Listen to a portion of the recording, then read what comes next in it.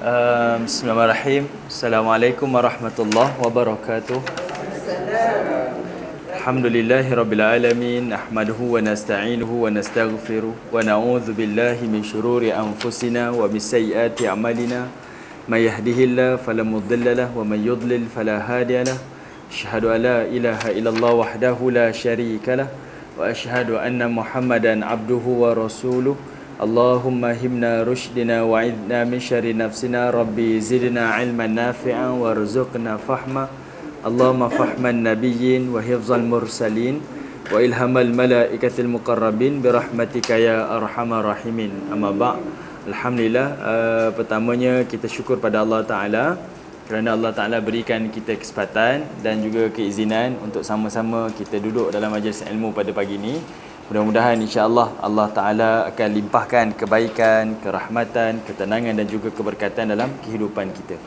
Seperti mana yang disebutkan oleh Nabi sallallahu alaihi wasallam dalam satu hadis, kata Nabi, man yuridillahu bihi khaira yufaqihu fid din. Siapa yang Allah Ta'ala memilih seseorang daripada kalangan hamba-Nya untuk diberikan khairah, iaitu kebaikan dunia dan kebaikan akhirat, tandanya iaitu yufaqihu fiddin. Allah Ta'ala akan berikan kefahaman agama kepada manusia tersebut. Jadi salah satu cara Allah Ta'ala nak berikan kefahaman agama kepada kita, sebelum diberikan kepada kita kebaikan dunia dan kebaikan akhirat, tak lain dan tak bukan iaitu Allah Ta'ala akan pilih kita untuk dapat duduk di dalam majlis-majlis ilmu, seperti mana yang tuan-tuan perempuan lakukan pada pagi ini. Jadi kita sangka baiklah dengan Allah, kehadiran kita pada pagi ini. Mudah-mudahan Allah Ta'ala sedang memilih kita untuk diberikan kebaikan kepada kita di dunia dan juga di akhirat, insya-Allah. Amin ya rabbal alamin. Baik, insya-Allah hari ini kita akan baca surah yang ke-100, iaitu surah Al-Adiyat. Okey, surah yang ke-100, surah Al-Adiyat.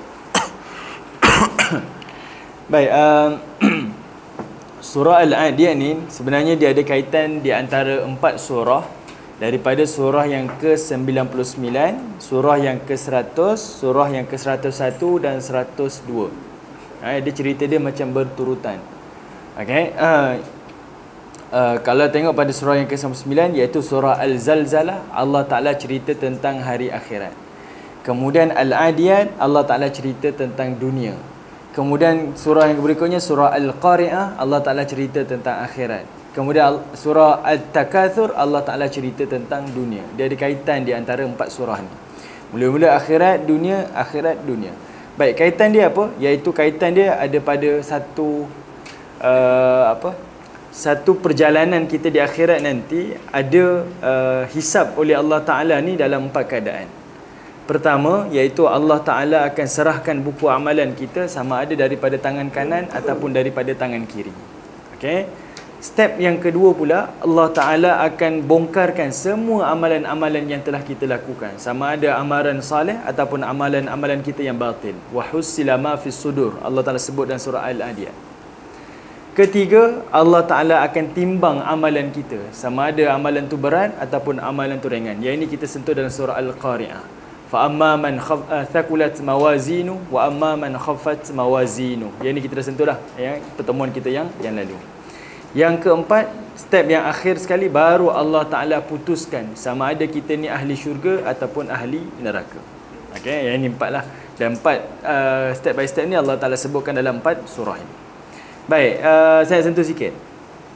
Kalau ibu-ibu ingat lagi, ayah ingat lagi, surah Al-Qari'ah kita sentuh, ada ayat Allah Ta'ala kata fa amma man thaqulat mawazinu. Ada amalan yang berat timbangan amal solehnya. Kemudian Allah Ta'ala kata wa amma man khaffat mawazinu. Ada juga amalan yang Allah Ta'ala timbang nanti ringan amalan solehnya. Ikut logik akal kita, bagaimana Allah Ta'ala nak timbang dosa pahala ni? Sebab dosa pahala ni bukan objek. Kalau logik kita fikirlah, macam mana nak ditimbang amalan ni, sedangkan amalan ni bukan objek, dia bukan ada beratnya, bukan ada weight sehingga dia boleh ditimbang di atas neraca Allah Ta'ala. Satu jawapannya, kita letakkan semuanya itu kepada Allah Ta'ala, itu kuasa dia.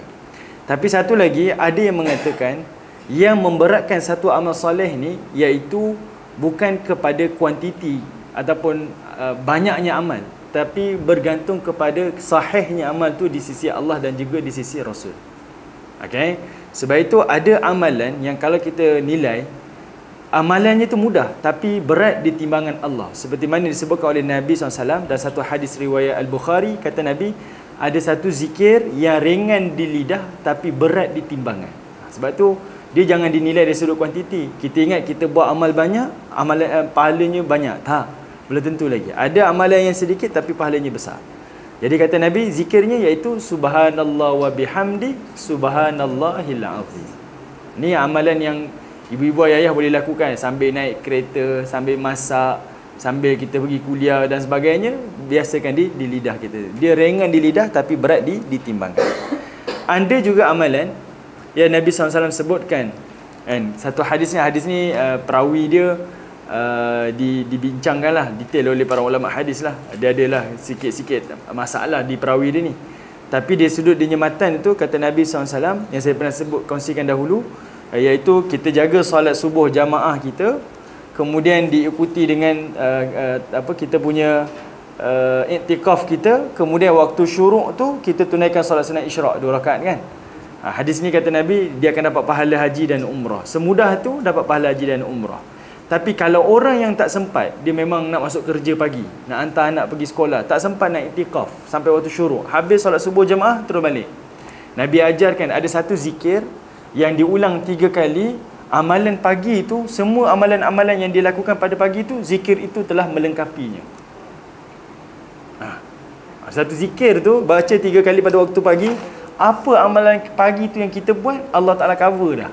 Dia cover semua amalan soleh kita pada pagi itu, iaitu zikirnya subhanallah wa bihamdi adada khalqi wa ridha nafsi wa zinata arshi wa midada kalimati. Ulang 3 kali pada setiap pagi. Nampak? Semudah tu. Rupanya ada amalan-amalan yang mudah, ringan, tapi sebenarnya memberat di timbangan akhirat kita. Sebab itu kita kena nilai amal soleh ni, dia mesti bergantung kepada ilmu. Sebab itu logik akal kita, contohlah ibu-ibu ayah-ayah ramainya dah pencen, boleh tak kita kata dengan suami kita, pasangan kita, sebab kita dah pencen ni, subuh pun tak tahu nak buat apa, 2 rakaat, kali ni kita buat 5 rakaat lah. Contohlah, buat 5 rakaat, banyak sikit masanya, kan? 5 rakaat lebih baik daripada 2 rakaat. Misal lah, kita sangka, boleh ke? Tak boleh. Tak boleh. Sebab apa? Dia tetap 2 rakaat. Sebab itu telah ditunjukkan dan telah dijadikan syariat oleh Nabi SAW. Sebab itu amalan tak bergantung kepada banyak amalan tu, bergantung yang paling sahih. Jadi kalau amalan tu sahih digandakan, itu lain cerita. Yang masalahnya sekarang, bila mana amalan tu tak sahih tapi digandakan banyak. Yang ni yang sangat-sangat menakutkan, sebab ia sebahagian daripada tipu daya syaitan, tipu daya iblis. Dia sangkakan kita rasa macam beramal soleh, hakikatnya di sisi Allah tidak ada apa-apa nilainya kepada Allah Subhanahu wa taala. Okey, baik. Ada satu lagi zikir. Zikir ni menarik, yang kata Nabi SAW, siapa yang membacanya pada waktu pagi, kalau dia meninggal pagi, dia akan masuk dalam syurga Allah. Kalau dia baca waktu petang, dia meninggal petang, dia akan masuk ke dalam syurga Allah. Zikir ni mudah, tapi dipanjang sedikit lah, yang disebut sebagai Sayyidul Istighfar, penghulu istighfar. Dia panjang, tapi berbaloi untuk kita baca dan kita hafal, kan? Zikirnya kata Nabi SAW, Allahumma anta rabbi la ilaha illa anta khalaqtani wa ana ala abduka wa ana ala ahdika wa wa'dika mastata'tu a'udzubika min syarri ma sana'tu abu'u laka bi ni'matika alayya wa abu'u bi dhanbi faghfirli fa innahu la yaghfiru dhunuba illa anta. Okey, ini baca subuh sekali, asar sekali. Kalau tak dapat, tak apa, Google je, penghulu istighfar, Sayyidul Istighfar. Ada terjemahan doa istighfar tu, jadikan dia sebagai satu amalan kita. Baik, jadi kita dah sentuh pada Al-Qari'ah, cerita tentang kiamat, dan hari ini insya-Allah kita akan sentuh pada surah Al-Adiyat. Baik, surah Al-Adiyat ini Allah Ta'ala mulakan. Sebelum tu, walaupun surah ini namanya surah kuda perang berlari kencang, Al-Adiyat, kuda perang yang berlari kencang, hakikatnya surah ini tak cerita langsung berkaitan tentang peperangan. Okay? Tapi surah ini bercerita berkaitan tentang manusia yang lupakan Tuhannya dan manusia yang terlalu cintakan ataupun menjadi hamba kepada harta dunianya. Macam tak ada kaitan. Macam mana Allah Ta'ala kaitkan kuda perang yang berlari kencang di medan perang ni tiba-tiba dikaitkan dengan orang yang lupakan Tuhan dan orang yang menjadi hamba kepada harta dunianya. Tapi di situlah ada satu garisan halus, Allah Ta'ala nak berikan kefahaman kepada kita dan Allah Ta'ala nak jadikan satu titik pertemuan di antara perumpamaan yang Allah berikan ni, nak menampakkan betapa indahnya Quran, betapa tingginya bahasa daripada Allah Ta'ala. Baik, ada banyak tafsiran di sini, tapi saya bawa satu tafsiran yang mudah untuk kita faham. Sebab kalau tengok ayat sebelum Al-Adiyat ni surah Al-Zalzalah, cerita tentang hari kiamat, hari akhirat. Kemudian Allah Ta'ala masuk Al-Adiyat ni, Allah Ta'ala nak kata wal adiyati dhabha, kiamat ni dia akan berlaku sangat pantas. Sampai kita jadi terkejut. Salah satu hadis Nabi SAW, kata Nabi, kiamat ni berlaku dalam saat yang macam immediately. Dia tak disangka-sangka. Sedangkan kalau baca hadis Nabi, kiamat ni dia ada tanda dah. Tanda kecil ada, tanda besar ada. Tapi tiba-tiba dia berlaku secara mengejut. Yang ini kita tak boleh bayangkan macam mana. Rupa-rupanya yang dibayangkan oleh Nabi ni, manusia pada akhir tu nanti, akhir zaman nanti, dia dah tak peduli langsung urusan agama dia. Dia dah nampak tanda tu tapi dia tak peduli langsung. Sehingga berlaku kiamat dia macam terkejut. Apa benda yang berlaku ni? Okay, sedangkan tanda tu dah disebutkan oleh Nabi SAW. Jelas dah. Dah bayang jelas dah di depan mata. Okay. Sebab itu kata Nabi SAW, nak kata berlakunya kiamat ni sangat cepat.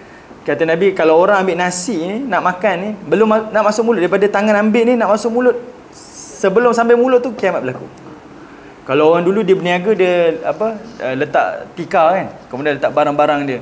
Kata Nabi, dia tak sempat nak kemas dia punya barang perniagaan tu, kiamat berlaku. Nak bagi tahu tersangat cepat. Tapi tafsiran yang lain lebih menarik lagi. Tak apalah, yang ni ulama tafsir sebenarnya kalau mereka berbeza pandangan, sebenarnya memberi maksud yang lebih bermacam, pelbagai, dan memberi maksud yang sama sebenarnya. Dia berbeza dengan ulama fiqh. Kalau ulama fiqh berkhilaf, dia sama ada haram, harus, wajib dan sebagainya. Tapi ulama tafsir kalau dia berbeza, sebenarnya memberi maksud yang lebih lebih pelbagai untuk kita mudah faham ayat-ayat Allah Ta'ala. Dia tidaklah memberi maksud yang berbeza, tetapi memberi maksud yang hampir sama, walaupun dia ditafsirkan dari sudut yang berbeza. Baik, tengok ayat pertama. Allah Ta'ala sebutkan wal adiyati dhabha fal muriyati qadha fal mughirati subha fa atharna bihi naqa fa wasatna bihi jam'a. 5 ayat ini disebut sebagai 5 ayat sumpahan. Okey. Manakala 3 ayat yang berikutnya 6, 7 dan 8 ini namanya intipati sumpahan. Okay. Setiap apa yang Allah Ta'ala sumpah dia mesti berkait. Maknanya bila Allah Ta'ala nak sebut intipati sumpahan ni, dia mesti berkaitan dengan apa yang Allah Ta'ala sumpah tu. Dia mesti berkaitan. Okay, itu pertama. Yang kedua, bila Allah Ta'ala bersumpah, artinya Allah Ta'ala nak tekankan sesuatu kenyataan. Contohlah tuan-tuan, saya nak bagi contoh lah. Contoh kita duduk di PMP kan, sahabat kita bagi tahu, dia bagi tahu dengan siapa-siapalah AJK kita, dia bagi tahu Jabatan Agama Islam Selangor ni, saya dah nampak dah, dia dah bagi peruntukan dekat PMP 1 juta. Contohlah, insya-Allah amin, aku nak amin. Ada 1 juta peruntukan tu. Maklumlah pula kepada kita punya pengurusi. Pengurusi kata, betul ke Jabatan Agama Islam nak bagi 1 juta? Banyak lagi NGO dekat Selangor ni kan. Dia kata, betul, saya dah nampak dah ada satu surat dah ditandatangani persetujuan nak bagi bantuan kepada PMP 1 juta. Dia pun kata, tak, saya tak percayalah. Orang yang nampak tulisan tu tuan-tuan, yang nampak surat tu, dia kata apa? Demi Allah, betul lah. Kenapa dia bersumpah? Sebab dia nak kuatkan kenyataan dia. Jadi Allah Ta'ala bila bersumpah artinya Allah Ta'ala nak menguatkan kenyataan. Sedangkan tuan-tuan, Allah Ta'ala tak perlukan pun sebenarnya pada sumpahan tu. Sebab apa yang Allah Ta'ala sebut itu dah kuat sungguh. Tapi ini antara uslub, gaya bahasa dia, gaya bahasa Quran. Baik, ada 5 ayat sumpahan di sini yang Allah Ta'ala nak terangkan tentang manusia yang lupakan Tuhan dan manusia yang jadi hamba kepada harta dunia dia.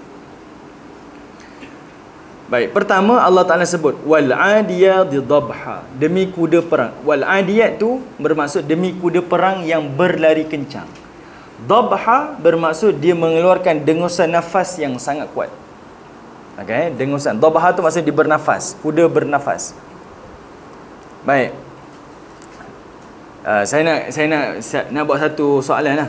Cuba ibu-ibu ayah perhatikan pada ayat yang pertama ni, macam mana Allah Ta'ala nak kaitkan kuda perang yang berlari kencang sehingga mengeluarkan dengusan nafas yang sangat kuat dengan cerita ayat yang ke-6, intipati sumpahan tu. Innal insana li rabbihi lakanun. Sesungguhnya manusia itu melupakan Tuhannya. Macam mana Allah Ta'ala kaitkan tentang kuda perang berlari kencang dengan manusia yang melupakan Tuhannya? Macam mana dikaitkan? Apa titik tengah dia? Faham tak maksud saya? Macam mana Allah Ta'ala nak sampaikan satu mesej, ni cerita orang yang lupakan Tuhan. Tiba-tiba ayat sebelum tu ceritanya tentang kuda perang yang berlari kencang. Macam bekerja-kerja. Susah payah dunia terlimpah lalai. Okey. Ada lagi cubaan lain? Boleh? Baik, jawapan dia adalah saya nak bayangkan kepada ibu-ibu ayah macam ni. Sahabat Nabi SAW ni mereka berperang dengan tempoh peperangan yang selama 10 tahun mereka di Madinah, dan dalam satu tahun tu peperangan mereka cecah sampai 7 ke 8 perang. Sebab Nabi SAW pada hayat Nabi, rekod sejarah dalam kitab Maghazi ni, kitab peperangan Nabi ni, ada 84 lebih peperangan Nabi dalam tempoh 10 tahun. Maknanya puratanya setahun Nabi berperang 7 ke 8 perang. Okey, maknanya sangat sibuk dengan peperangan. Maknanya nak perang ni dia kena ada kelengkapan lah. Siapkan senjatanya, siapkan macam-macam kelengkapan perang. Jadinya Allah Ta'ala ni nak bagi tahu pada sahabat Nabi secara khusus dan kita secara umum, kamu tengok kuda perang yang kamu jaga, yang kamu bela, yang kamu bagi makan, bagi minum ni, kamu, kalau dia sakit kamu ubat dia, kamu yang latih dia untuk pergi perang. Sekali kamu seru dia pergi perang, kuda ni dia akan wal'adiyat, terus berlari kencang, segera untuk taat perintah kamu. Sepatutnya kamu ni, yang aku Allah ni berikan kamu kehidupan, aku yang ciptakan kamu, matikan kamu, jodohkan kamu, beri rezeki dan beri zuriat pada kamu. Sepatutnya kamu taat perintah aku lebih daripada kuda perang tu taat perintah kamu. Nampak? Okey, ayat ni yang Allah Ta'ala nak sampai mesej tu kepada kita. Jadinya kalau kita tengok kuda ni, kata Allah Ta'ala sekali tuan dia suruh perang, dia terus wal'adiyat, berlari kencang, segera untuk taat perintah tuan dia. Kita macam mana dengan amal soleh yang kita lakukan? Bersegera ataupun tidak? Yang ni persoalan yang kita timbul. Kalau tak ada lagi dalam tu ciri-ciri tu dalam diri kita, maka kita ni innal insana li rabbihi lakanun, masih lagi disebut sebagai orang yang melupakan Tuhannya. Walaupun kita ni orang masjid, orang surau, orang kaki kuliah, buat haji, buat umrah, selagi mana ibadah yang kita lakukan ni masih lagi belum kadar segera, bersegera terus untuk melakukan ketaatan pada Allah Ta'ala, selagi itulah mungkin termasuk dalam kategori li rabbihi lakanun, orang yang melupakan Tuhannya. Jelas? Boleh? Baik, dan tengok kalimah dhabha tu, Allah Ta'ala nak bagi tahu kuda perang ni bukan sekadar dia lari laju pantas untuk segera taat perintah tuan dia, tapi dia juga bernafas dengan dengusan nafas yang sangat kuat. Maksudnya apa? Dia berlari itu dengan sepenuh jiwa raga dia. Dia bukan sekadar buat tapi fikiran dia, roh dia kat tempat lain. Tak, dia buat dengan sepenuh hati. Contoh, kalau ibu-ibu ingat lagi lah, ayah ingat masa kita bekerja dulu, kita nak pergi punch card, kan? Turun daripada kereta, turun daripada motor pukul 7.55. Sedangkan masuk pejabat pukul 8 pagi. Ada 5 minit nak berlari daripada parking kereta tu nak pergi ke tempat punch card. Kita pun berlari sungguh-sungguh, berlari. Tiba-tiba sampai dekat tempat punch card, kita ambil kad kita pun punch. Naik kad tu, tengok ngam-ngam pukul 8. Masa tu kita pun lepaskan lelah kita. Maknanya apa? Larian tadi tu bukan main lari je, tapi lari sepenuh hati, nak capai apa yang kita nak. Jadi kuda ni Allah Ta'ala sifatkan dia berlari sepenuh hati dia untuk taat perintah Tuhan dia, dan lari dia adalah dengan sepenuh jiwa raga dia. Jadi tanya balik ibadah kita yang kita lakukan, sepenuh hati ataupun tidak? Ataupun kita hanya melepaskan batu di tangga. Orang solat, kita solat saja, okey, isyak. Tapi sepenuh hati tak? Tak. Pikirannya merewang-rewang ke sana sini, kan? Bersegera ataupun tidak untuk melakukan ketaatan pada Allah. Ini persoalan yang kita boleh timbulkan, dan kita boleh boleh muhasabah kepada amalan-amalan yang kita lakukan. Okey? Baik. Tengok ayat yang kedua. Fal muriyati qadha. Kata Allah Ta'ala, dan kuda perang itu berlari, falmuriyati qadaha, sehingga mengeluarkan api, percikkan api di telapak kakinya. Maknanya apa? Kan kalau di tanah Arab dia ada batu-batu kecil kan di atas tanah. Jadi kuda ni ada pakai ladang besi. Jadi dia lari tu sampai memercikkan api. Ada spark. Artinya apa? Saya nak bayang macam ni. Kalau ibu-ibu ayah-ayah ambil tukul besi, ketuk batu. Kalau kita ketuk dengan kadar momentum yang perlahan, dia tak ada spark. Melainkan kita ketuk kuat dan laju. Laju kuat baru dia ada spark. Maknanya tapak kaki kuda ni dia hentakkan larian tu sangat-sangat laju dan sangat-sangat kuat. Allah Ta'ala nak sifatkan larian dia sangat-sangat pantas ke arah untuk mentaati perintah tuan dia untuk berperang. Sepatutnya kita pun seperti itu. Okey, yang ni Allah Ta'ala nak bayangkan. Saya nak buat satu kisah.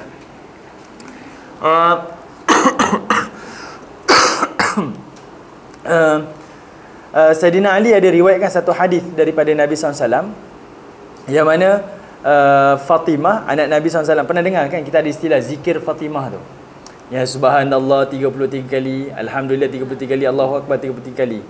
Pernah Fatimah ni mengadu pada Nabi SAW. Datang rumah Nabi mengadu. Bila dia mengadu ni, Nabi SAW tak ada kat rumah, yang ada Aisyah. Kemudian Fatimah kata, saya nak jumpa ayah saya ni. Kata Aisyah, kenapa ayah kamu keluar? Dia kata, saya ni letih buat kerja rumah. Jadi saya nak minta pembantu daripada ayah. Jadi sebabkan ayah Fatimah tidak ada, Nabi tidak ada, kata Aisyah, kamu pulang dulu, nanti Nabi balik saya akan bagi tahu. Jadi nak pendek cerita, Nabi SAW datang ke rumah Fatimah pada waktu malam. Okey, dalam hadis ni sebutkan yang mana Nabi SAW ni datang rumah Fatimah, dia ketuk pintu. Masa tu Sayyidina Ali dengan Fatimah ni dah baring di atas katil dah, nak tidur dah. Jadi bila dia ketuk pintu, tanya siapa tu? Kata Nabi SAW, ni ayah kamu ni, Rasulullah. Jadi diorang pun buka pintu, masuk, Nabi SAW masuk. Dan Nabi ni masuk, duduk di atas, di antara Fatimah dan juga Sayyidina Ali. Duduk kat tengah-tengah tu, maknanya atas katil lah. Pernah kita duduk kat katil penantu kita? Nak ceritanya akrab sungguh Nabi dengan anak menantu dia. Sampai tak jadi janggal pun. Ali tak janggal, Fatimah pun tak janggal. Kalau kita buat, mesti orang tengok, apa mak ni lain macam kan. Tapi begitu Nabi SAW. Dan Nabi SAW ajarkan pada Fatimah masa tu, ada satu zikir yang lebih baik daripada pembantu rumah yang kamu nak, iaitu subhanallah bacalah 33 kali, alhamdulillah 33 kali, Allah Akbar 33 kali. Nak pendek ceritanya, Fatimah dengan Ali ni bila dia dengar yang zikir ini lebih baik, dia sentiasa mengamalkan zikir ini. Sampai kan sahabat-sahabat Ali kata apa? Wahai Ali, adakah masa dalam perang Siffin? Perang Siffin ni perang yang Sayyidina Ali jadi komander perang lah, panglima perang. Pun kamu beramal dengan zikir? Dia kata, ya, saya tak pernah tinggalkan selepas saya dengar zikir subhanallah, alhamdulillah, Allah Akbar 33 kali, 33 kali ni, saya tak pernah berhenti untuk membacanya pada setiap malam, walaupun dalam peperangan Siffin. Tuan-tuan boleh nampak, sahabat Nabi ni dia bersegera untuk taat perintah Allah, walaupun dalam hal-hal perkara sunat. Kita kalau dengar zikir ni, ustaz ni sunat ke wajib? Sunat. Tak apalah sunat, mungkin boleh buat nantilah. Kita bertangguh-tangguh kan. Beza, nampak macam mana syurga tu memang layaklah untuk sahabat-sahabat Nabi. Sebab dalam hal berkaitan dengan sunat pun mereka segera untuk taat perintah Allah berbanding dengan kita. Kalau kita bertangguh-tangguh. Ada satu lagi satu amalan. Saya dah kongsi daripada ibu-ibu. Nabi SAW sebutkan ada 11 rakaat amalan, 11 rakaat yang mana kalau kita amalkan solat sunat rawatib ni 11 rakaat, maka Allah Ta'ala akan bina untuk kita satu istana di dalam syurga nanti. Satu istana, iaitu 2 rakaat solat subuh, kemudian 4 rakaat solat isyak, solat zuhur, qabliyah zuhur, kemudian 2 rakaat ba'diyah zuhur. Berapa dah? Ada? Tak, 8. Betul kan? Betul. Sekejap Okey, saya ulangi sekali sebelum tu. Dalam riwayat ni, hari ni riwayat Tirmizi ada, riwayat Bukhari pun ada. Okey, saya ulangi sekali. 4 rakaat qabliyah zuhur, kemudian 2 rakaat ba'diyah zuhur, kemudian 2 rakaat ba'diyah maghrib, asar tak ada. Kemudian 2 rakaat ba'diyah isyak, berapa? 10 kan? 12 rakaat. Kemudian 2 rakaat qabliyah subuh. 12 rakaat ni kata Nabi SAW, siapa yang beramal, maka Allah Ta'ala akan masukkannya dia akan masuk dalam syurga, dan Allah Ta'ala akan bina satu istana untuknya di dalam syurga nanti. Hadis ni riwayat Imam Tirmizi. Kalau daripada jalur isteri Nabi, Ummu Habibah. Dalam jalur riwayat Bukhari, tak salah saya, Aisyah yang meriwayatkan hadis tersebut. Banyak riwayat. Tapi nak ceritanya, masa Ummu Habibah ni, riwayat Imam Tirmizi, Ummu Habibah dia dengar hadis ni. Dia kata apa? Setelah saya dengar hadis ini, iaitu jaga 12 rakaat solat sunat rawatib sehari semalam, saya tak pernah tinggal dah solat sunat rawatib sehari semalam. Selepas itu, tak pernah tinggal. Sampai dia meninggal dunia. Perawi selepas itu yang riwayatkan hadis ini namanya Anbasah. Dia kata apa? Setelah saya dengar hadis ini daripada Ummu Habibah, saya pun tak pernah tinggalkan solat sunat rawatib 12 rakaat sehari semalam. Tuan-tuan, ibu-ibu boleh nampak. Dalam bab sunat, mereka segera melakukan ketaatan kepada Allah Ta'ala. Ini antara ciri-ciri orang yang mengingati Allah Subhanahu wa Ta'ala. Okey, baik. Tengok ayat yang ketiga. Fal mughirati subha. Kata Allah Ta'ala, dan kuda ini menyerang dengan tiba-tiba pada waktu subuh. Baik. Apa yang Allah Ta'ala nak sampaikan pada ayat ketiga ni, saya nak bayangkan pada semua, seperti mana kita boleh nampak haiwan ni dia ada tabiat dia, dia ada fitrah dia. Waktu malam, waktu mereka berehat, manakala waktu siang adalah waktu mereka berjaga. Haiwan ni dia tak boleh aturkan masa dia macam kita atur masa kita. Kita kerja malam, kita boleh jaga malam, siang kita tidur. Kalau kerja siang, siang tidur, malam siang jaga, malam tidur. Kita boleh adjust. Ataupun kita tidurlah dekat bila-bila waktu kan. Tak kisah waktu, kita tidur saja. Contohlah, itu manusia. Tapi haiwan tidak. Haiwan ni dia mengikut dia punya fitrah dia. Kalau kata siang tidur, tidur. Kalau malam tidur, tidur. Dia tak boleh di-adjust. Memang itu fitrah dia. Tapi Allah Ta'ala nak bagi tahu dalam medan perang, taatnya kuda perang ni kepada tuan dia, sampai pada awal subuh pun mereka boleh berperang. Sedangkan waktu tu, waktu kuda berehat. Fitrah dia, dia tidur waktu berehat. Tapi dia boleh pergi berperang kerana apa? Kerana taat perintah tuan dia. Kalau dia menyerang awal subuh, artinya dia bergerak daripada dia punya camp dia. Lepas tu bila? Mungkin waktu maghrib ataupun tengah malam. Dia, dalam bahasa kita, dia ni langgar fitrah dia. Langgar tabiat dia semata-mata untuk taat perintah tuan dia. Kalau kita, macam mana kita nak faham ayat ni? Pernah tak kita nak taat perintah Allah sampai kita korbankan syahwat dan nafsu kita? Ada keinginan-keinginan nafsu syahwat kita ni yang kita sanggup tak korbankan semata-mata untuk taat perintah Allah? Contohlah sahabat Nabi SAW. Ini pun saya dah kongsikan pada ibu-ibu ayah semua. Nabi SAW ni dengan sahabat-sahabat Nabi ni, culture pada zaman silam, zaman sahabat Nabi di Madinah, arak ni satu culture, satu budaya, kan? Allah Ta'ala haramkan arak, turun 3 kali wahyu. Wahyu pertama Allah Ta'ala turun, Allah Ta'ala cerita mudarat arak lebih banyak daripada manfaat dia. Sahabat Nabi dengar dah, faham dah. Okey, tak apa, satu tempoh selesai. Turun wahyu yang kedua, Allah Ta'ala kata apa? Arak ni iaitu dia haram bila mana kamu nak dirikan solat. Masa kamu nak dirikan solat, jangan kamu minum arak. Maknanya tempoh yang lain silakan, tapi masa nak solat jangan minum arak. Allah Ta'ala tak boleh haramkan secara drastik sebab dia dah jadi culture dah, budaya Arab masa tu. Satu tempoh selesai, Allah Ta'ala turunkan wahyu yang ketiga. Allah Ta'ala kata apa? Arak ni diharamkan secara menyeluruh. Sahabat Nabi SAW bila dengar saja arak ni diharamkan, terus mereka curahkan arak-arak yang mereka ada. Tempayan-tempayan arak tu semua diterbalikkan. Umar Khattab pula pergi pusing satu kota Madinah, dipecahkan semua tempayan arak dekat kota Madinah. Tak ditinggalkan walaupun setitis. Okey?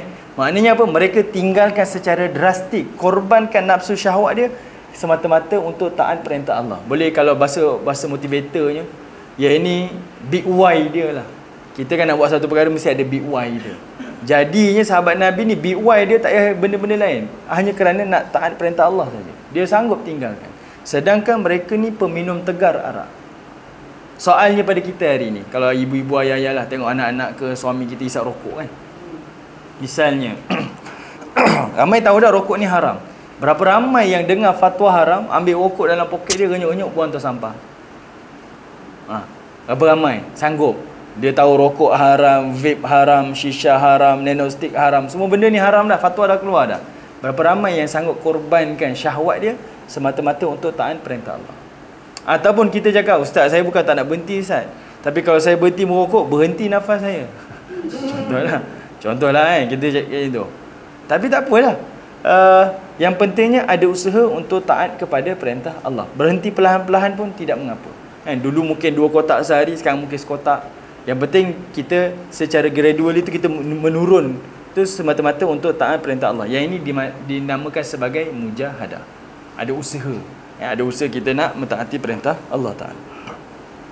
Jadi kita boleh nampak salah satu daripada orang yang ingat pada Allah Ta'ala ni, iaitu dia sanggup korbankan syahwat dia semata-mata untuk taat perintah Allah.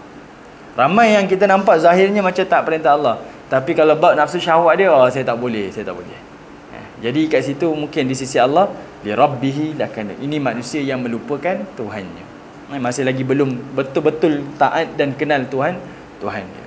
Baik, yang keempat, fa atharna bihi naqa'a fa wasatna bihi jam'a. Kata Allah Taala, kuda perang ni berlari kencang, larian dia sampai menerbangkan naqa'a, debu-debu ni, fa wasatna bihi jam'a, dan dia terus masuk ke dalam pasukan musuh, menyerbu ke dalam pasukan musuh.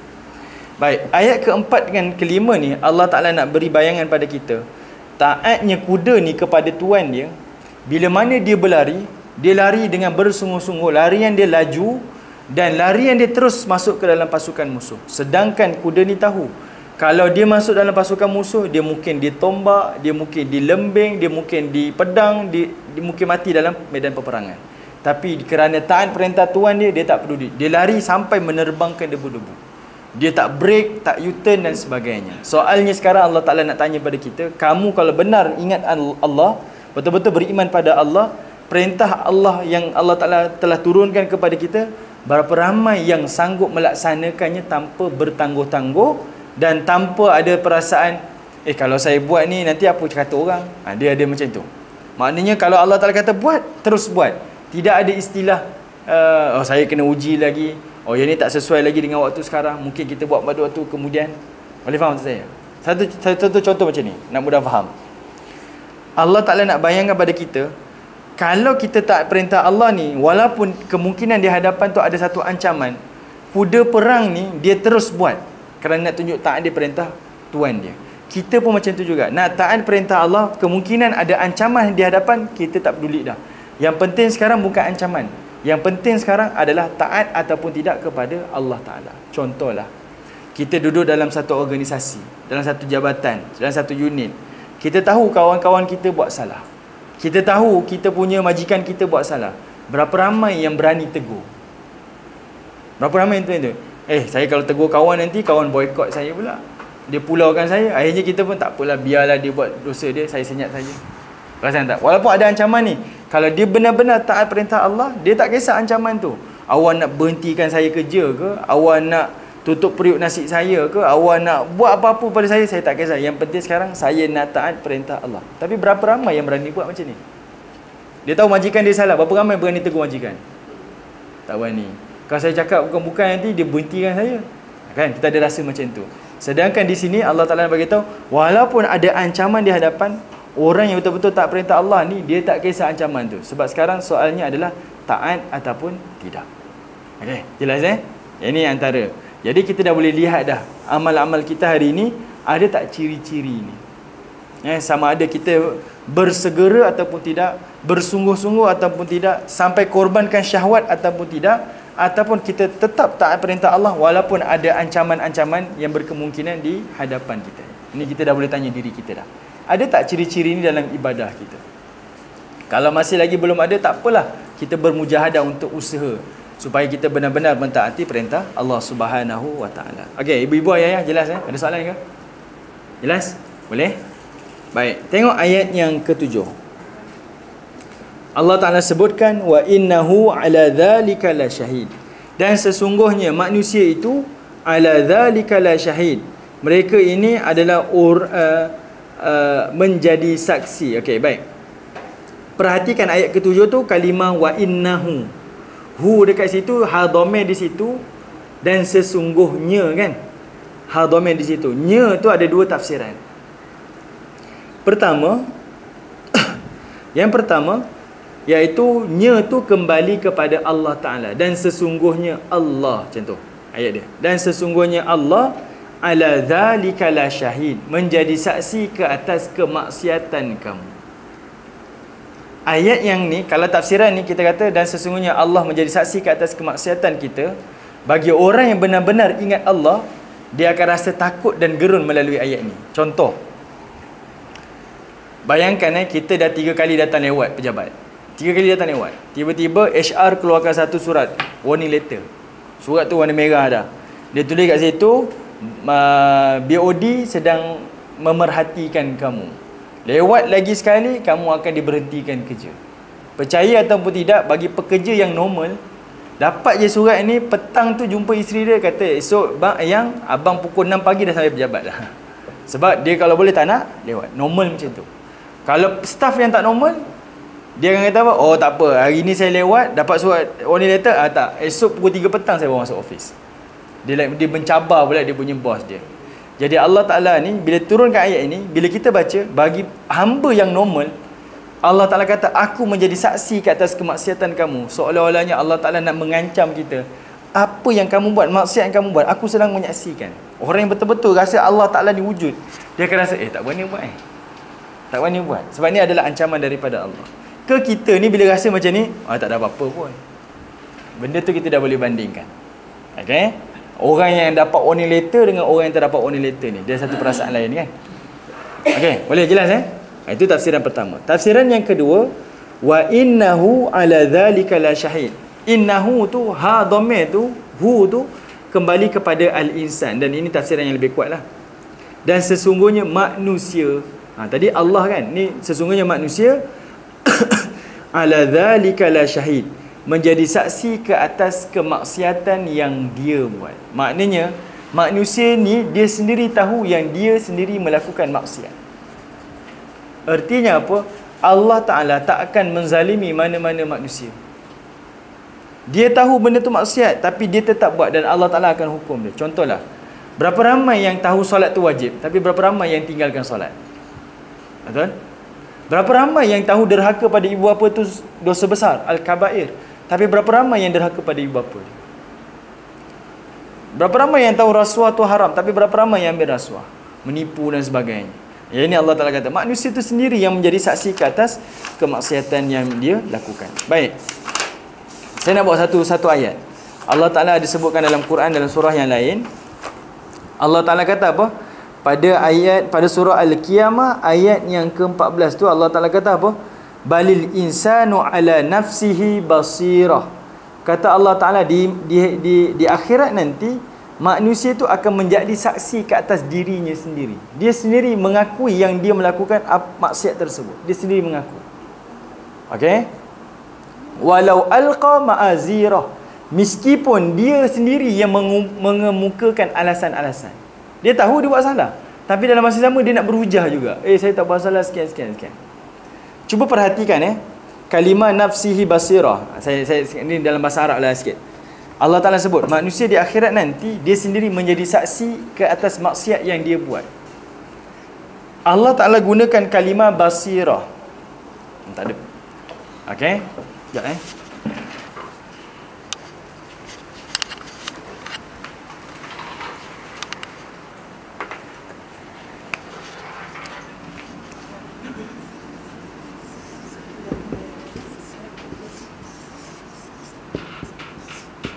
Okey. Ayat ni Allah Ta'ala sebut kalimah dia nafsihi basirah. Manusia akan jadi saksi ke atas, menjadi saksi pada dirinya, amalan yang dia lakukan.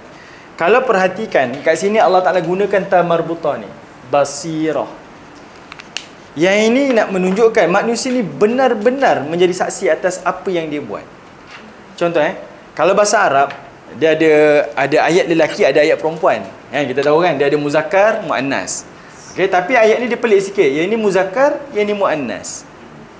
Tapi ta marbutah ni Allah Ta'ala nak beri bayangan dia benar-benar. Contoh, kalau kita dengar orang alim, namanya alim. Orang kita ni orang alim ni. Tapi kalau nak kata dia ni memang alim betul, kita tak sebut alim, kita sebut dia ni allamah. Perasan tak? Ada istilah Arab macam tu. Okey?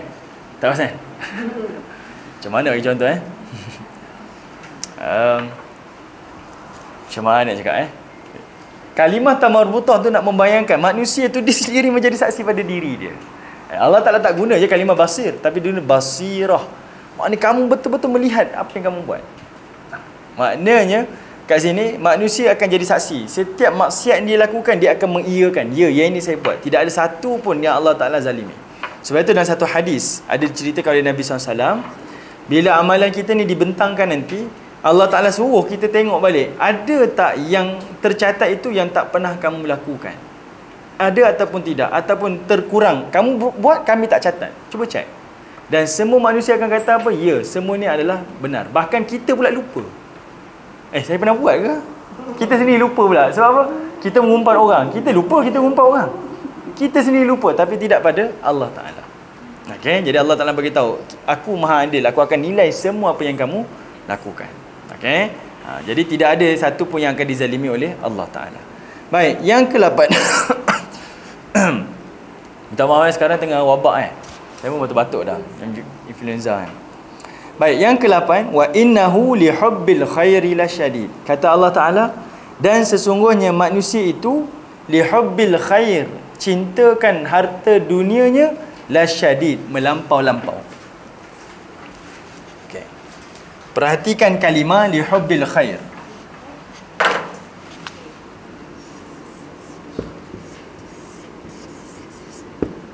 Okey. Perhatikan kalimah al-khair. Al-khair ni kalau tengok dalam bahasa Arab diterjemahkan sebagai baik. Kebaikan, khair kan, kebaikan. Tapi kalau tengok pada terjemahan, al-khair tu diterjemahkan sebagai apa? Diterjemahkan sebagai harta. Soalnya kenapa Allah Ta'ala tak direct gunakan hubbul mal contohlah. Al-mal ni maksudnya harta. Al-mal kan, baitul mal kita sebut kan. Mal tu maksudnya harta. Kenapa tak sebut hubbul mal, cintakan harta, tapi kenapa sebut hubbul khair? Li hubbil khair, cintakan harta tu, kalimah harta tu diterjemahkan sebagai al-khair, kebaikan. Kenapa? Ada double meaning dekat situ. Kenapa tak direct je? Faham tak maksud saya? Faham kan? Kenapa? Antara yang disebutkan iaitu Allah Ta'ala nak bagi tahu harta dunia ni sifat dia mesti memberi kebaikan kepada kita. Harta dunia ni sifat dia mesti memberi kebaikan kepada kita. Selagi mana harta yang kita miliki tak memberi kebaikan pada kita, itu tak disebutkan sebagai harta. Itu disebut sebagai pembaziran. Kita balik rumah kita, tengok balik rumah yang kita miliki ni, barang-barang yang kita beli, saya dapat manfaat ataupun tidak. Mana kebaikan ni dapat manfaat lah. Ataupun saya beli, saya tak ada apa-apa pun, tak dimanfaatkan, sekadar beli untuk diletakkan je, tak ambil manfaat. Itu namanya pembaziran. Itu tak disebutkan sebagai harta. Sebab itu Nabi SAW sebutkan dalam satu hadis, kata Nabi, harta tu ada 3. Pertama, apa yang kamu makan. Kan, kita makan, dia memberi kebaikan dan manfaat pada tubuh kita, makan. Okay. Kedua, kata Nabi, apa yang kamu pakai sampai lusuh. Maknanya sampai tak boleh manfaat dah. Kita beli kereta, beli kasut, beli pakaian, beli jam tangan, belilah apa-apa, kita pakai sungguh, memang ambil manfaat sungguh. Itu baru namanya harta. Dia belum kira sebagai pembaziran. Okay? Yang ketiga, kata Nabi, apa yang kamu infak pada orang lain, kamu beri kebaikan pada orang lain, manfaat kepada orang lain, itu namanya harta. Selain daripada tu, itu tak disebut sebagai harta. Itu namanya pembaziran. Okay, jelas ibu-ibu? Ayah, boleh Boleh faham? Tapi kalau tengok daripada hadis Nabi, 2 perkara tadi, apa yang kamu makan, apa yang kamu pakai, 2 benda ni nak membayangkan pada kita, sebenarnya harta yang kita nak kumpul ni sebanyak mana sebenarnya? Tak banyak pun. Sebab kita nak makan banyak mana sebenarnya? Kan? Dan kita nak pakai banyak mana? Ada orang pakai sampai 5-6 jam. Tak ada kan? Banyak mana dia kumpul harta nak beli sampai 5-6 jam. Tak boleh dia. Bahkan kalau pakai macam tu, orang tak kata dia kaya. Orang kata dia kan? Dia ni betul tak betul ya? Betul kan?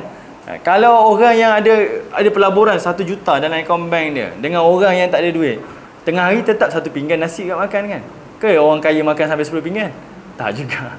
Maknanya Nabi nak bagi tahu, harta yang kamu kumpul ni nak pergi mana sebenarnya?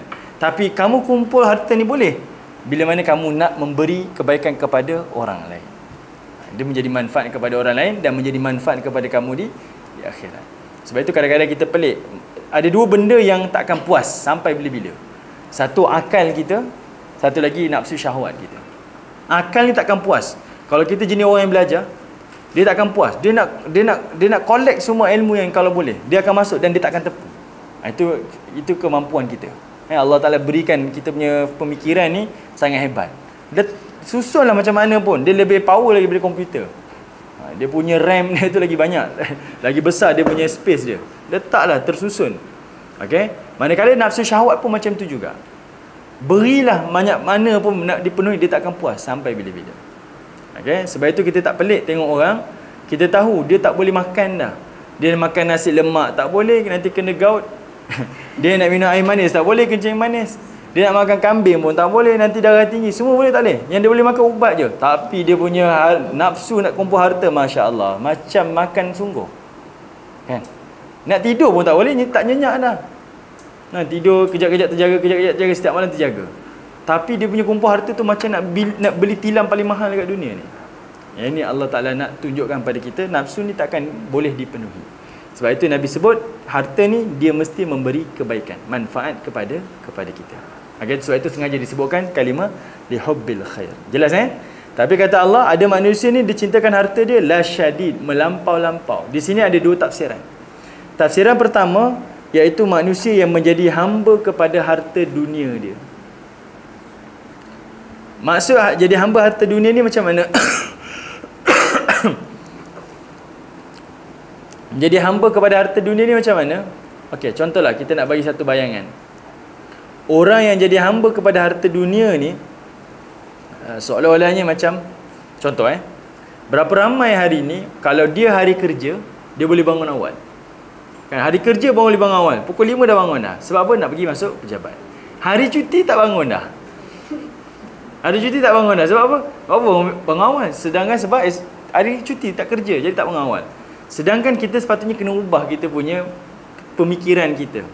Mak saya dulu pun pesan saya benda yang sama juga. Selalu yang dipesan, abang, Along, tidur awal malam ni, esok nak sekolah. Tukar lepas ni, dia bukan lagi Along, Angah, cucu apa semua. Bukan tidur awal untuk sekolah. Tidur awal malam ni, esok nak bangun subuh berjemaah.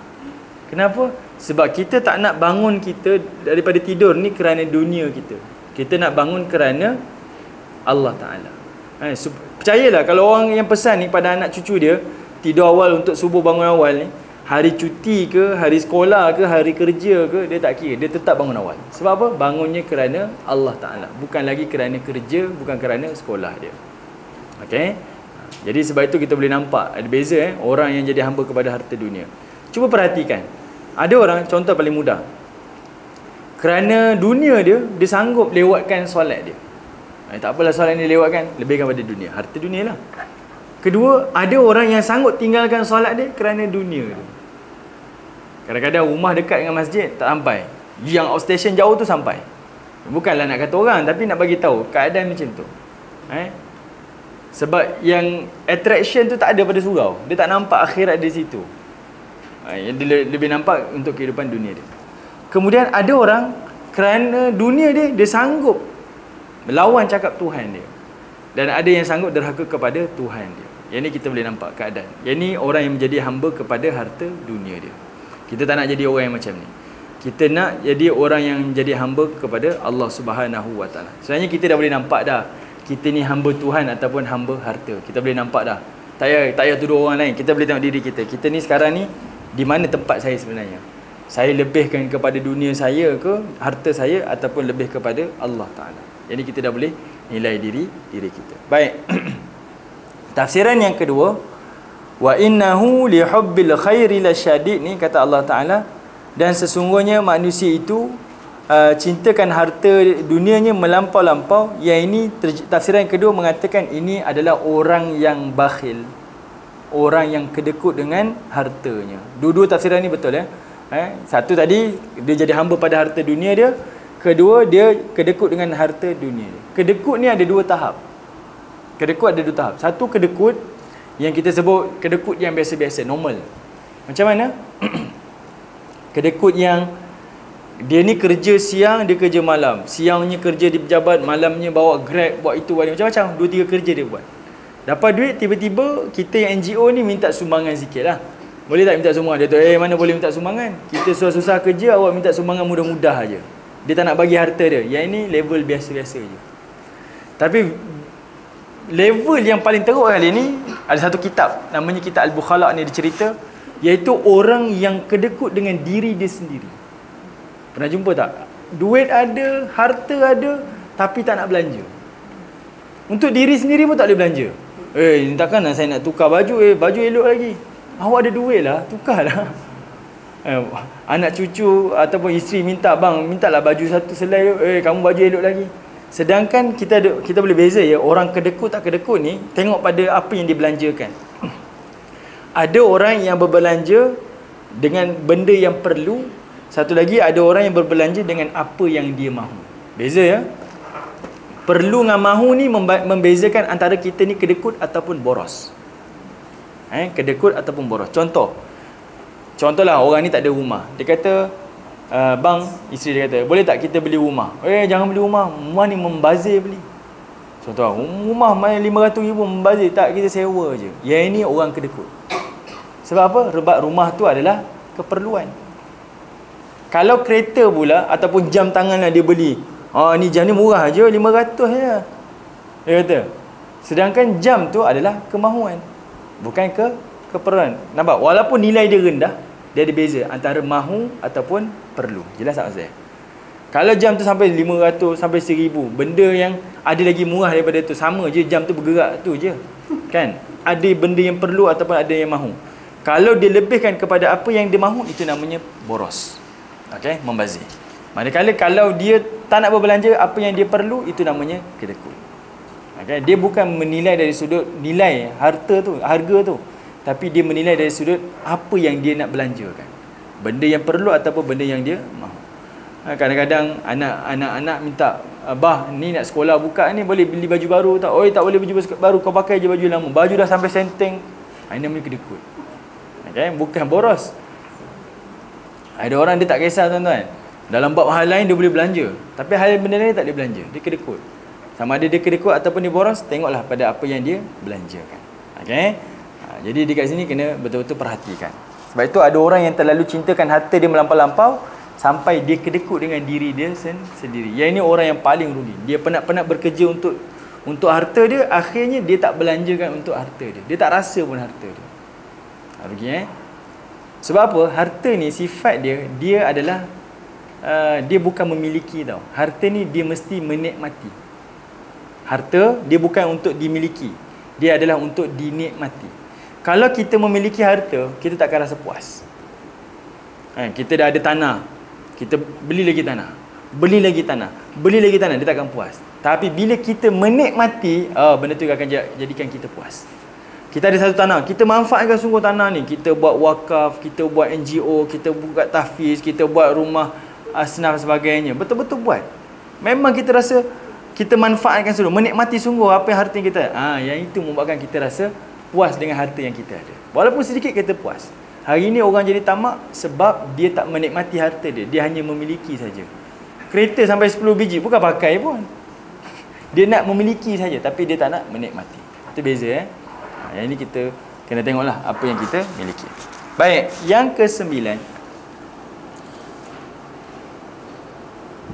Kata Allah Ta'ala, afala ya'lamu idza bu'thira ma fil qubur.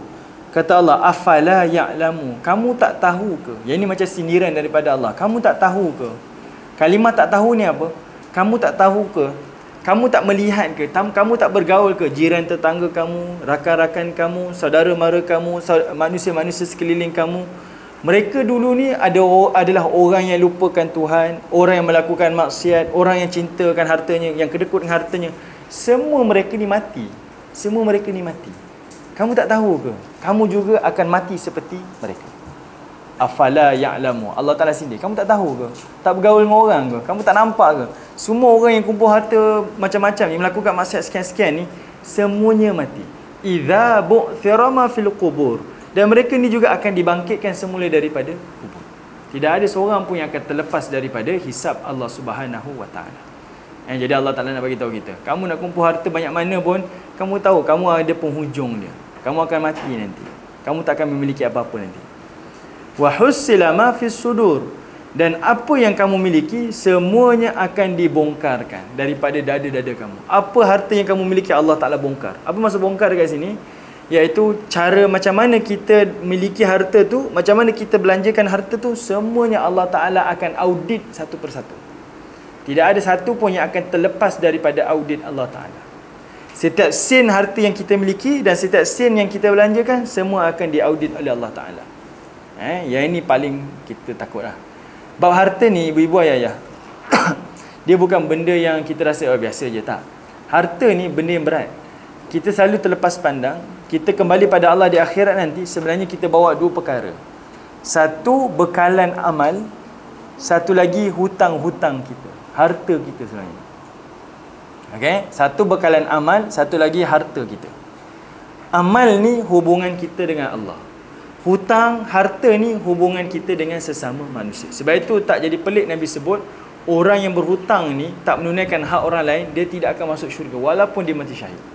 Walaupun dia mati syahid. Okay? Sebab kita bawa dua perkara ni. Okay? Sebab itu bab harta ni dia benda yang sangat penting dalam agama kita. Jangan kita rasa harta ni biasa je lah, saya fokus ibadah sudah. Tak, sebenarnya dua-dua ni adalah perkara yang sangat-sangat penting. Tunaikan hak orang lain, bayar hutang kita, dan carilah harta dengan jalan yang betul. Okay? Jangan buat mainlah dengan bab harta ni. Okay, jadi Allah Ta'ala kata wahusila ma fis sudur, aku akan bongkarkan, aku akan bukakan semua apa-apa yang ada di dalam dada kamu. Apa yang kamu miliki, apa yang kamu miliki di dunia ni, semuanya akan dibongkarkan oleh Allah Ta'ala. Kemudian ayat yang ke-11 Allah Ta'ala sebutkan inna rabbahum bihim yawma idzil la khabir. Kata Allah Ta'ala, sesungguhnya Tuhan kamu pada hari kiamat nanti, dia ni adalah la khabir, adalah Tuhan yang maha mengetahui. Al-Khabir. Baik. Perhatikan kalimah Al-Khabir. Al-Khabir ni dia ada banyak maksud. Ada beza ya, nama Allah Al-Alim, Al-Latif, satu lagi Al-Khabir. Ada beza nama Allah ni. Al-Alim, Allah Ta'ala maha mengetahui. Al-Khabir, Allah Ta'ala maha mengetahui juga. Kemudian Al-Latif ni maha halus. Tapi ada ayat Allah Ta'ala akan sambung Al-Latiful Khabir, pun maksudnya maha mengetahui. Apa beza tiga kalimah ni? Macam mana? Okey. Baik. Betul. Latihnya tu betul. Baik. Maksud dia Al-Alim ni Allah Ta'ala maha mengetahui secara umum, keseluruhan, semua benda Allah tahu. Okay? Al-Khabir, Allah Ta'ala maha mengetahui secara mendalam, detail. Beza dia. Okay? Al-Alim menyeluruh, semua benda umum je. Al-Khabir secara mendalam, detail. Kalau Al-Latif maksudnya halus. Tapi kalau bersama Al-Latiful Khabir, maksudnya Allah Ta'ala maha mengetahui perkara-perkara yang disembunyikan dan dirahsiakan. Boleh nampak beza dia? Sebab itu ulama-ulama silam, bahkan ulama contemporary, dia karang satu kitab berkaitan dengan Asma'ul Husna saja, nama-nama Allah saja. Sebab nama Allah Ta'ala ni memberi sifat ni, kita boleh rasa takut. Sebab kita tahu Allah Ta'ala tak ada satu pun yang kita boleh terkecuali. Contohlah kita mak-mak. Kita ni mak-mak kan. Mak tahu perangai anak dia. Anak dia karakter anak sulung macam ni perangai dia, pandai barang sikit. Anak yang kedua ni selalunya dia macam pelik sikit kan. Mak-mak tahulah anak kedua ni memang pelik lah. Kalau menangis dia yang paling kuat, kalau itu memang dia lebih sikit. Yang ketiga kurang sikit, dia boleh kenal. Tapi mak-mak tahu tak secara detail anak dia? Dia tak tahu. Maksudnya apa yang anak dia terdetik dalam fikiran dia, dalam hati dia, apa yang dia fikir, kita tak tahu. Tapi Allah tak. Dia tahu secara menyeluruh dan dia tahu secara mendalam. Lagi hebat lagi, apa yang disembunyikan dan apa yang dirahsiakan pun Allah Ta'ala tahu. Nampak? Allah Ta'ala ni sangat-sangat dekat dengan manusia. Sebab itu kalau ayat ni nak memberi maksud kepada kita, tidak ada satu pun yang akan terlepas daripada hisab Allah Ta'ala. Semuanya akan dihisab dengan Allah, oleh Allah, dengan yang paling adil. Tidak ada yang akan dizalimi oleh Allah Ta'ala. Sampai perkara-perkara yang sekecil-kecil perkara pun akan dihisab oleh Allah Subhanahu wa Ta'ala. Okey? Baik. Boleh kata macam ni lah, al-khabir ni macam audit lah, auditor lah. Kan ada orang kerja auditor kan. Kalau yang kerja jadi bahagian-bagian finance ke bahagian account ni, setahun 2 kali sekali ni mesti ada auditor datang. Oh, kalau dia tengok auditor ni macam hantu lah. Auditor dia akan semak satu invoice tu, ni duit masuk, ni duit keluar money invoice dia, apa yang kamu belanja sekian-sekian, detail benda tu dia akan semak. Dan Allah Ta'ala bersifat al-khabir sampai tahap tu. Tidak ada satu pun yang kita akan terlepas. Sebab itu tengok balik harta yang kita miliki, amalan yang kita lakukan dekat dunia ni, sumbernya semua akan dibuka pekung tu di akhirat nanti. Tidak ada satu pun yang Allah Ta'ala akan rahsiakan. Yang lebih memilukan lagi, bila dibuka di mahsyar nanti, yang duduk belakang kita ni nanti mungkin ada guru-guru kita, anak-anak murid kita, anak-anak kita, saudara mara kita, yang mana dia sangka dulu kat dunia baik dia ni, tiba-tiba dekat akhirat Allah Ta'ala bongkarkan, ya Allah ya Tuhanku, itu perangai dia yang sebenar. Oh, yang ni kita tak boleh tutup aib kita. Yang itu dah terlambat. Okey, yang inilah peringatan daripada Allah Subhanahu Wa Ta'ala. Okey, baik, ada apa-apa soalan ke? Minta maaf nak minum air pun tak ada Ada air? Ada air? Macam mana? Tak apa, ni ada air, ada air. Ada boleh ambil apa? Oh ya, ni ada air dah. Terima kasih. Itu ada. Sudah ada. Tahu sehari 2 ni perik lah tekak. Ada apa soalan ke? Saya nak share. Boleh. Saya baca bahasa Inggeris yang al-khabir, al-alim tu dia lain sikit. Okey. Macam Quran bahasa Melayu dia buat mengetahui. Okey, baik. Tapi kalau yang bahasa Inggeris tu, kalau yang al-alim dia all knowing. Tapi kalau al-khabir tu dia all aware. All aware. Lain sikit kan? Kalau yang al-latif tu macam saya cakap lah, the knower of subtleties. Okey. Maknanya dia tahu benda yang understand. Ini antara lah Tapi selalunya kalau tafsir dalam bahasa Inggeris, selalunya dia lebih tepat lagi. Yang selalunya lah kalau dibaca tu selalunya tepat. Sebab itu ada usaha sekarang ni yang nak terjemahkan bahasa Quran ke bahasa yang lain. Dia memerlukan kepakaran tau. Sebab kadang-kadang kita baca Quran tu dah indah dah, bila terjemahkan dia jadi flat je, mendatar je. Jadi kita tak rasa nampak apa kelebihan dia kan. Terima kasih Doktor. Ini antara lah. Betul lah tu, yang tu. Ustaz, awal-awal tu Ustaz cakap Allah akan, dia bukan melihat kuantiti amalan kita, tapi kesahihan amalan yang dia boleh terima. Ya. Jika amalan kita tu tak sahih disebabkan kejahilan kita, maknanya kita belum mengetahui apakah cara yang sebenar dan sebagainya, apakah status amalan Okey. kita diterima atau Amalan tu diterima oleh Allah Ta'ala, tapi dengan satu syarat, iaitu kita sentiasa menambahkan ilmu kita. Okey, jadi amalan yang kita lakukan dia berterusan. Jangan sampai kita tahap saya tak ada ilmu, saya tak boleh beramal. Kan itu dah jadi kita tertipu dengan amalan kita. Kan tertipu dengan syaitan ni. Dia kata, "Oh, kamu tak ada ilmu, kamu tak boleh beramal. Nanti amalan kamu tak sah." Tak, kita tetap kena beramal, tapi syaratnya selepas itu terus lagi untuk belajar. Terus lagi belajar sebab pelajaran itu akan cover balik, mengisi kelompongan kesalahan dan kesilapan kita pada waktu silap. Contoh ya, saya ada satu pengalaman. Saya pergi ke satu pondok ni dekat belah-belah utara sana. Tengok orang-orang tua sana. Ya, sini-sini dah ni, dah 70 80, belajar bab fiqah lagi. Bab wudu, bab solat. Saya minta masuk mandi janabah, belajar lagi. Kadang-kadang saya pun terfikir tau, macam nak tanya, kenapalah makcik-makcik ni belajar bab mandi janabah? Kalau ikut kan dah tak period lagi lah gila bahasa kita kan, tapi belajar juga. Oh, sampai tahap tu dia belajar juga. Tapi rupa-rupanya bila dah dikongsi-kongsi dekat situ, dia kata mungkin dulu kita ada kesilapan-kesilapan yang kita buat. Jadi kami nak tebus, nak mengisi kesalahan itu adalah dengan amal-amal yang ni lah. Kami terus belajar menguasai ilmu ni. Ini antara.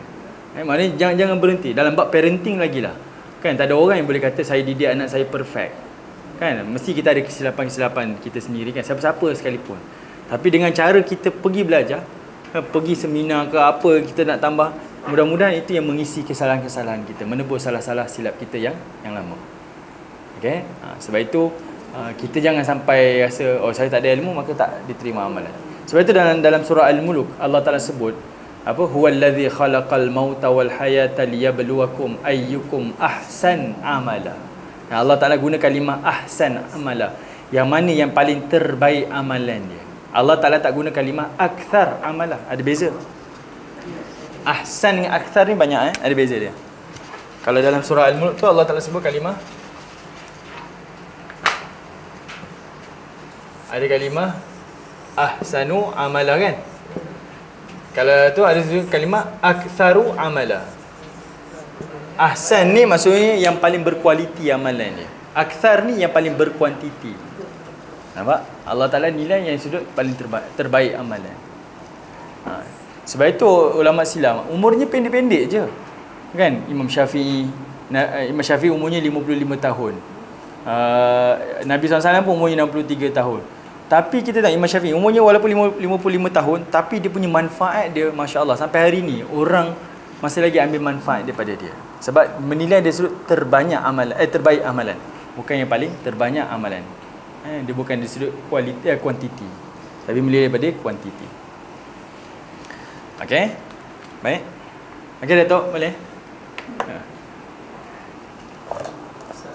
Okey, boleh. Kita buat amalan yang mana pun Allah Ta'ala kata masuk syurga rahmatnya. Dari sini hari ini kita kata dia besarkan kita amalan satu persatu, tak terlepas satu pun kesalahan kita ataupun amalan kita. Jadi dia akan ditimbang tadi. Jadi kalau kita buat baik ke mana pun kita ada harapan ni masuk syurga. Kalau kita buat baik macam mana soalannya? Maksudnya kalau kita timbang-timbang amalan kita ada amalan yang baik. Ya, betul. Ada harapan kita masuk syurga. Tadi rahmat Allah kita tak tahu lagi. Ya, betul. Semua orang ada harapan untuk masuk syurga. Banyak hadis Nabi cerita tentang ada orang yang sangkaan kita dia tak amal soleh. Contohnya ada seorang wanita penzina dalam riwayat Bukhari. Dia ni berzina. Kerjanya sebagai seorang pelacur. Kita tahu dosa ni dosa besar lah. Kemudian dia pergi beri minum kepada seekor anjing yang kehausan. Kata Nabi SAW, disebabkan dia beri minum kepada seekor anjing ni, Allah Ta'ala ampunkan dosanya dan Allah Ta'ala masukkan ke dalam syurga. Tuan-tuan boleh nampak, dia ni dosa besar, beri haiwan yang paling hina lagi, tapi boleh masuk syurga dengan atas rahmat daripada Allah Ta'ala. Dalam erti kata yang lain, sebenarnya soal syurga neraka tu bukan soal kita. Sebab apa? Syurga neraka ni Allah Ta'ala sebut dah, kitabun marqum. Semua takdir kita Allah Ta'ala dah pahat dah. Kamu ahli syurga ke, kamu ahli neraka ke, semua Allah Ta'ala dah tentukan. Okay? Semua orang dah ada ketentuan sendiri. Dia ni ahli syurga ataupun ahli neraka. Kita mungkin tanya, kalau kami ni ahli neraka, buat apa kami beramal soleh? Betul? Kita akan tanya kan? Kalau saya ni ahli neraka, apa saya beramal soleh? Sekarang soalnya kita tak tahu kita ni ahli syurga ataupun ahli neraka. Itu soal dia. Contohlah kalau ada pensyarah dekat sini, guru-guru kat sini kan, murid-murid tanya ataupun kita punya student tanya, Prof, contohlah Prof, apa soalan masuk dalam exam? Kita sebagai profesor, awak jangan tanya soalan, awak baca buku tu kerja awak ni, bagi soalan tu kerja saya. Boleh faham saya tak? Kan? Dan logiknya Allah Ta'ala takdirkan semua ni, saya nak bayangkan macam ni. Kalau kita nak buat satu rumah, kita dah ada satu perancangan yang sempurna.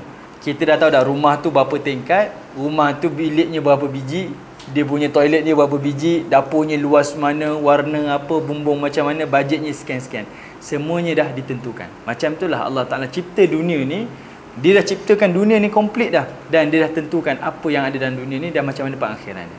Itu Allah Ta'ala punya perancangan. Bahkan tak logik pula kalau diciptakan dunia tidak ada takdirnya. Faham tak? Macam kita buat rumah tapi tak ada perancangan. Kontraktor tanya, macam mana tuan kita nak buat rumah ni? Awak buat je dulu, nanti bawa saya fikirkan. Bilik berapa, bajet berapa, mana sempat. Tak boleh macam tu. Dia mesti dah ditentukan. Okey. Jadinya soalnya sekarang di sini, apa yang Allah Ta'ala hisap ni, Allah Ta'ala nak bagi tahu kehidupan dunia ni ada nilai-nilai dia. Allah sendiri akan hisap satu persatu. Supaya ni kita melakukan ketaatan pada Allah. Cumanya sekarang kamu masuk syurga, kamu jangan ingat kamu dengan amalan kamu. Dia tetap daripada rahmat Allah Ta'ala. Okay? Satunya tujuan dia untuk kita jangan jadi overconfident. Dan yang kedua, jangan kita pandai-pandai untuk judge orang lain pula. Kan? Itu tujuan dia. Okay? Sebab semua orang potensi besar untuk masuk syurga. Sama ada kita nampak zahir mata macam ahli maksiat, tak semestinya dia akan masuk ke dalam neraka Allah. Tak semestinya. Ada kemungkinan dia boleh jadi ahli syurga juga. Okey, baik, insya-Allah kalau tak ada apa-apa, insya-Allah lah, mudah-mudahan ada sedikit banyak manfaat daripada majlis ini pada pagi ini. Tak maaf sikit saya agak perit tekaknya ni, usaha juga nak bercakap.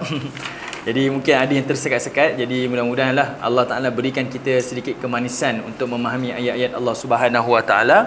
Dan semoga Allah Subhanahu Wa Ta'ala menerima amalan kita, insya-Allah. Bismillahirrahmanirrahim. Alhamdulillah Rabbil Alamin. Wassalatu wassalamu ala ashrafil anbiya wal mursalin wa ala alihi wa sahbihi ajma'in. Allahumma inna nas'aluka ilman nafi'a wa rizqan tayyiba wa amalan mutaqabbala. Sallallahu ala sayyidina Muhammad wa ala alihi wa sahbihi wa baraka wa sallam. Alhamdulillahi Rabbil Alamin.